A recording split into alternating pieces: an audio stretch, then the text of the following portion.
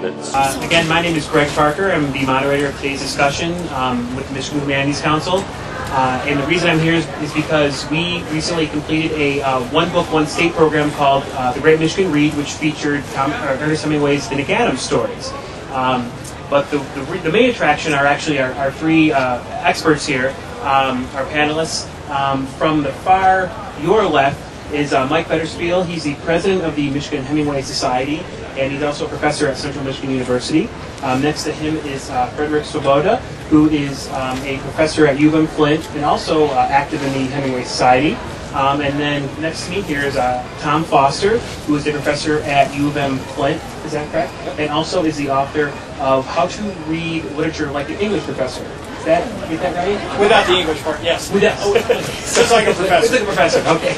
Which I hear is really a really interesting book, and I do a little research, and I was checking on Amazon. It was I'm like, oh, this looks like a really cool book, and it was ranked 800 on Amazon, which is like that's really high, which is really neat. So it's a real it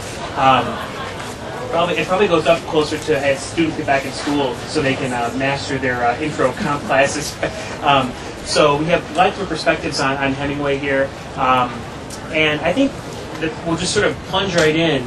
A friend of mine recently told me that, I guess this is sort of maybe a little bit off topic, but is relevant nonetheless, that both John McCain and Barack Obama's favorite book, or one of their favorite books, is For Whom the Bell Tolls by Ernest Hemingway. And I guess my first question is, why? What did I do wrong? I thought about that for a while. I thought about it because Minnesota Public Radio contacted me and said, we might want to do a program on that. Do you want to come on for 18 minutes and talk about it? And I said, I don't know what I'm going to say, but sure. But then I think good sense got the best of them, and they didn't do it. Or they didn't do it with me anyway. I think what you get with Hemingway is, first of all, someone who is eminently readable. I think that's a lot of it. I think with that particular book, set as it is during the Spanish Civil War, you get a kind of Rorschach test. You can look at it and you can see what you want to see in the person of Robert Jordan. In the others as well, but particularly in Robert Jordan. Is he there for a cause? Do you back that cause? Is he there in the spirit of sort of making himself, making his soul in existentialist terms? Is he there as a model of heroism and if unwilling, self-sacrifice? Ultimately not unwilling, but there's a lot to go on. So I think that while the two presidential candidates may be looking at the same things, they need not be. And so they can kind of figure out what they want out of that book based on what they're bringing to the book. And I think that's sort of a classic instance of how we read. That's very true. Can you all hear me? Yeah. Good. I'll talk softer then. But it's very interesting because I think one of the things that people do respond to at the end of that novel is the about to be heroic death of the main character. And I have a feeling that some of our presidential candidates, maybe both of them, had the feeling that it's all about being on the right side. But Hemingway is usually more subtle than that. I mean, as Tom said, he's very easy to read, but he's also, I think, very easy to misread. And at the very end, as Robert Jordan is lying there with his machine gun, he's about to kill one of the fascist officers who is riding straight at him.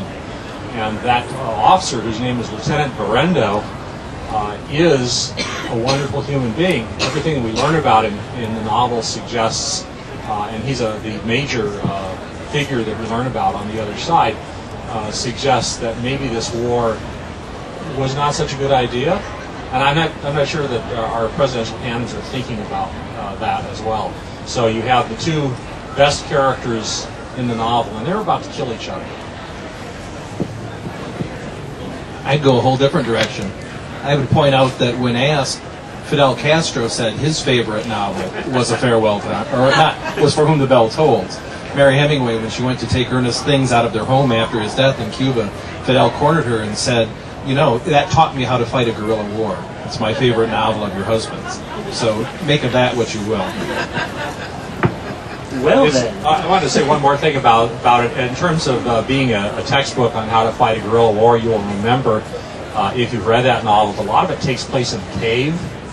And I have been to the mountains where the novel is set, and the one thing that is lacking in those mountains is caves. So Hemingway just installed them. And as I spent an entire semester doing a course in 19th century American novels, starting with James Fenimore Cooper, and the sort of the mantra of the semester was, caves are cool. You know, why are there caves in James Fenimore Cooper? Because caves are cool. So you also have to remember that Hemingway is telling you the truth, but he's telling it slant. He's not telling you a literal truth. He's telling you a metaphorical truth, which is where the cave came from. And I guess this is maybe more on topic, but the thing that's interesting to me about Hemingway is that he was born and raised really in Oak Park, Illinois. He went to school there, but when he wrote about his young days or days that were inspired by his youth, he was writing about Michigan, and he summered in Michigan. He spent roughly his first 22 summers here for the most part. And the question to the panelists, I think, is why Michigan? Why not Oak Park? Why Michigan?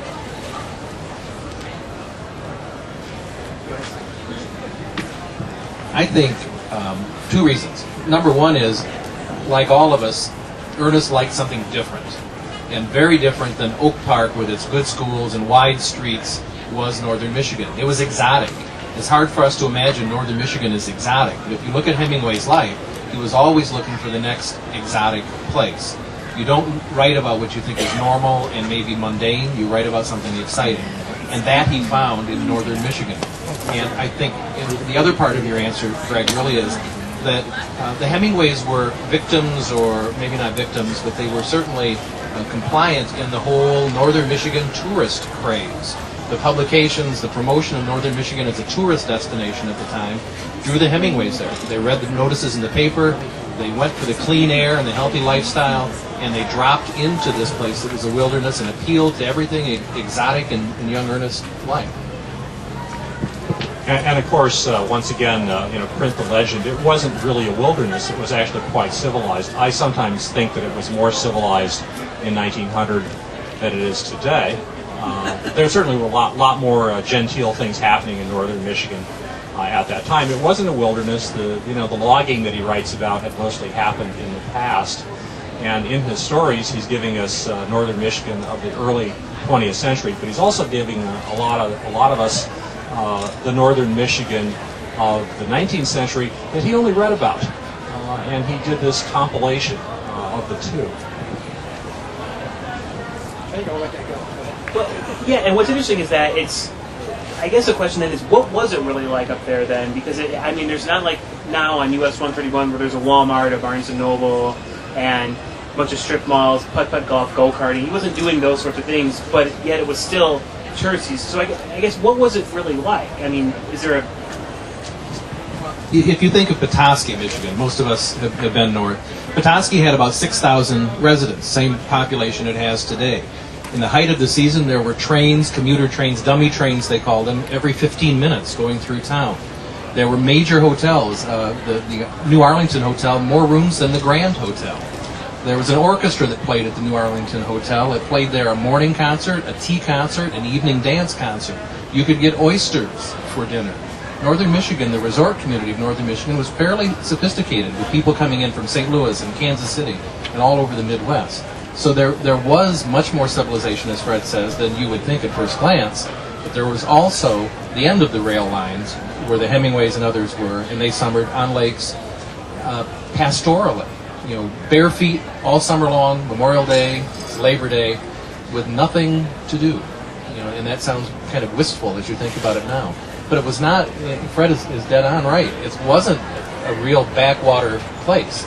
It was a hub, especially with Bayview and the Chautauqua Circuit and people coming through. It was a destination spot. Yeah, if you think of the Perry Hotel in Petoskey, or if you think of the Grand Hotel, you're not really thinking of roughing it, I don't think. was the 500-foot long porch with cocktails. You know, this is not very tough. But in fact, what the Hemingways were into was something relatively new around the turn of the century, which was cottaging. And this was sort of the next evolution beyond going to the hotel, which sounded good to me. I mean, you know, they'd take your kids away and you'd see them at meals and they'd have activities for them and they'd be, you know, not even seen, much less heard much of the day. But the idea of cottaging was that you were getting back to a more essential experience. You're getting closer to nature instead of being in the middle of a place like Petoskey. You're out on Walden Lake, where you can get there by boat twice a day as the launch goes around the lake. And you're there, you're having this essential experience with your family. You're all together. Does this sound like the Northern Michigan experience a lot of us think about on the weekends, you know, going to the cottage? I think going to the cottage was much the same thing, except that, as Mike said, they went for longer periods of time, and that also meant that they had time to get tired of each other. And if you read the Hemingway letters, there are times that Mrs. Hemingway is very tired of not being in civilized Oak Park with servants and a cook and access to all of her friends. So there are pluses and minuses to it. Okay, I'll add something to what Fred said and then go off in a different direction a little bit. This notion of cottaging actually was fairly international, as it turns out. If you've seen or read Chekhov's The Cherry Orchard, at the end of that play, the cherry orchard has been sold off and it's being cut up for what? For cottages, you know, for people to come and summer there. It's not going to be the great estate of the decaying nobility. It's going to be a bunch of little properties for the middle class to come and disport themselves. So, you know, I often in the past when I've taught the cherry orchard, I often make the connections with Michigan because, of course, the cherry orchard in Michigan is always a threatened species as well. So there's one thing to think about. The other thing we see in Hemingway's Michigan stories is it's a second growth world. A lot of most of the northern forest was logged off before he ever got there. Much of it had begun to regrow, some of it not. There were a lot of places that were still fairly desolate. And in fact, you can go to, if you go up to the plain north of Seney, you still have, miles essentially of ferns with, 6 foot tall, 140-year-old stumps. I mean, they've been stumps for 140 years. Not the trees are 140 years. And that's pretty much all that you'll see up there in places where it all burned over. So he's describing a world that is not pristine. It's not the virgin wilderness that we get, say, in Cooper, since the Leatherstocking Tales have already been brought up. There's a mention in The Last Good Country about this one little tight band of virgin timber. He says it's the only one around. Okay, so there, he's describing something that has already seen a lot of human activity and is not the same as it once was.